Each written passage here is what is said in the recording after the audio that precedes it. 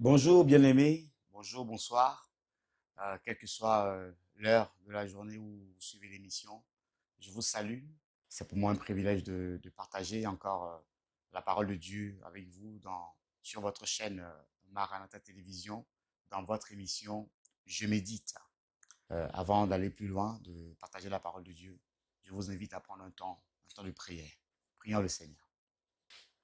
Seigneur, notre Père et notre Dieu, au commencement était la parole. La parole était avec Dieu et la parole était Dieu.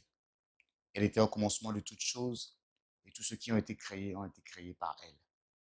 Notre Père et notre Dieu permet que ce jour encore, pendant que nous nous approchons d'elle, pour pouvoir la méditer, nous nourrir, permet qu'elle puisse recréer des choses en nous, que les choses qui étaient mortes reprennent vie, Seigneur. Nous te faisons confiance dans ce sens. Au nom puissant de ton Fils Jésus. Amen. Le texte qui nous est proposé aujourd'hui se trouve dans le livre de 1 Corinthiens, le chapitre 10, du verset 7 au verset 10. Lisons la parole de Dieu. Ne devenez pas idolâtres, comme certains d'entre eux, selon qu'il est écrit, le peuple s'assit pour manger et pour boire, puis ils se levèrent pour se divertir. Ne nous livrons pas à l'inconduite, comme certains d'entre eux s'y livrèrent, de sorte qu'il en tomba 23 000 en un seul jour. Ne tentons pas le Seigneur, comme le tentèrent certains d'entre eux qui périrent par les serpents. Parole du Seigneur. Verset 10 nous dit ceci. Ne murmurez pas comme murmurèrent certains d'entre eux qui périrent par l'exterminateur. Parole du Seigneur. Voilà, nous sommes encore dans la suite de notre méditation, le deuxième jour, le mardi, aujourd'hui, pour pouvoir partager encore les richesses cachées profondes de cette parole que l'apôtre Paul est en train d'adresser, des avertissements, des alertes. On peut les considérer comme des paroles dures, mais c'est vraiment des paroles d'actualité. On a besoin de ces paroles aujourd'hui pour pouvoir nous redresser et continuer la marche.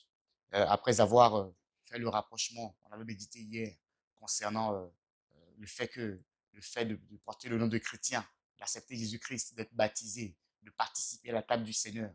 Le fait que toutes ces choses ne nous garantissent pas le salut, puisque l'exemple nous a été donné par les enfants d'Israël qui sont sortis d'Égypte, ils ont été délivrés, ils ont traversé la mer Rouge, ils ont été baptisés du Saint-Esprit, ils ont mangé la nourriture spirituelle, la Sainte Seine que nous prenons aujourd'hui. Malgré tout cela, quelques-uns d'entre eux sont quand même morts. Ils sont quand même morts dans le désert. Donc, quelque part, bien aimés, nous devons faire attention à notre foi. Nous devons faire attention à notre marche chrétienne pour ne pas perdre notre foi. Et l'apôtre Paul continue un peu son exhortation dans ce sens en disant aux Corinthiens de ne pas devenir idolâtre. L'idolâtrie, c'est tout ce qui prend la place de Dieu dans notre vie. Tout ce qui prend la place de Dieu. Toute forme de choses qui ose prendre la place de Dieu dans notre vie s'apparente à de l'idolâtrie. Et ne devenez pas idolâtre, dit-il, comme certains d'entre eux se sont livrés. Selon qu'il est écrit, le peuple s'assit pour manger et boire, puis se levèrent pour se divertir. L'idolâtrie est une œuvre de la chair.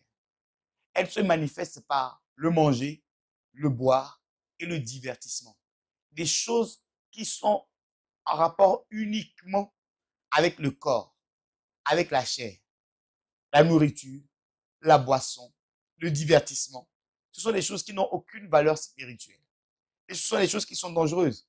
Je ne dis pas d'être trop spirituel au point de devenir un ayatollah où tu fais peur à tout le monde.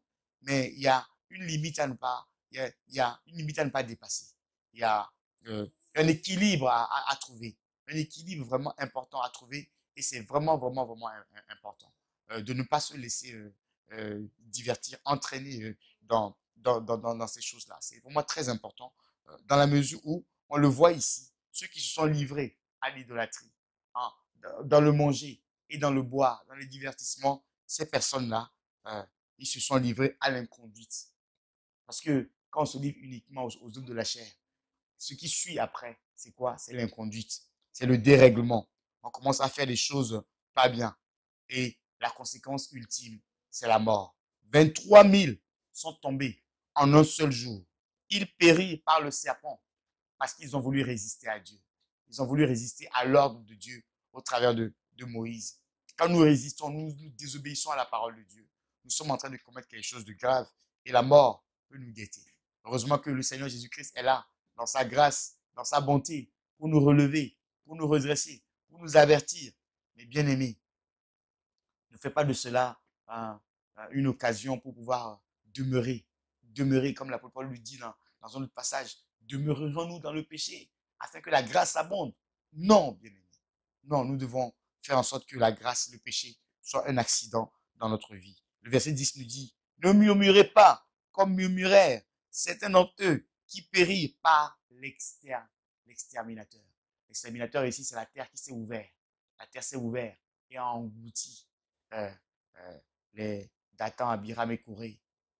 Et les fils de Corée sont restés un peu marqués par cet événement.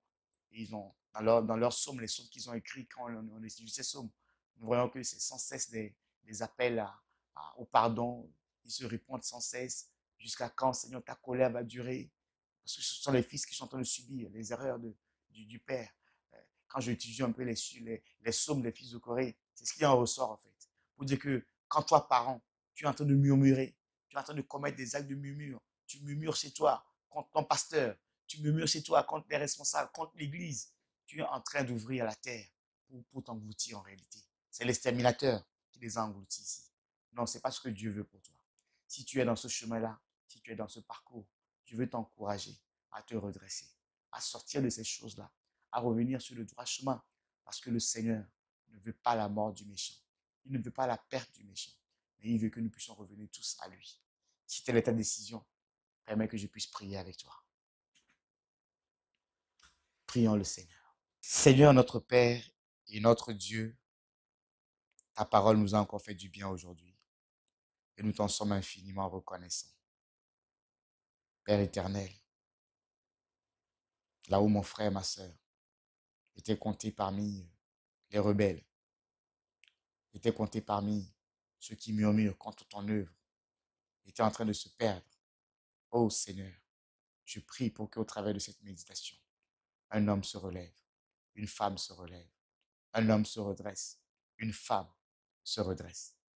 Nous ne voulons pas livrer nos corps à l'idolâtrie, au manger, au boire et au divertissement qui vont nous ramener à l'inconduite et l'inconduite au dérèglement, le dérèglement à la mort. Non, Seigneur, nous ne voulons pas de cela. Nous voulons, Seigneur mon Dieu, être de ceux-là qui ont la force spirituelle pour dominer la loi de la chair, pour dominer la loi du péché qui voulait agir dans nos membres, Seigneur. Notre Père, nous avons confiance en toi, Seigneur, car toi qui as commencé en nous cette œuvre merveilleuse, tu es celui qui la ramènera à la perfection. Ramène toutes choses à la perfection dans nos vies, car nous avons besoin de toi, Père.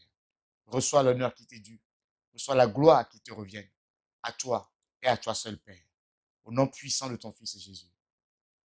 Amen. Voilà, bien-aimés, nous sommes arrivés au terme de notre méditation de ce jour, de notre émission. Je vous encourage à donner votre point de vue sur les réseaux sociaux, sur Maranatha Télévision, sur YouTube.